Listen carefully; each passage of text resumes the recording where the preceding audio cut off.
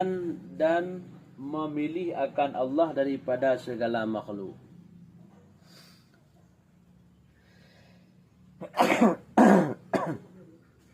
Ditanya lebih penting Allah, lebih terpilih Allah daripada makhluk, sehingga makhluknya akan hana manfaat bagi kitanya. Kan hana yang tak bertaulan dengan makhluk, tapi lebih dengan Allah.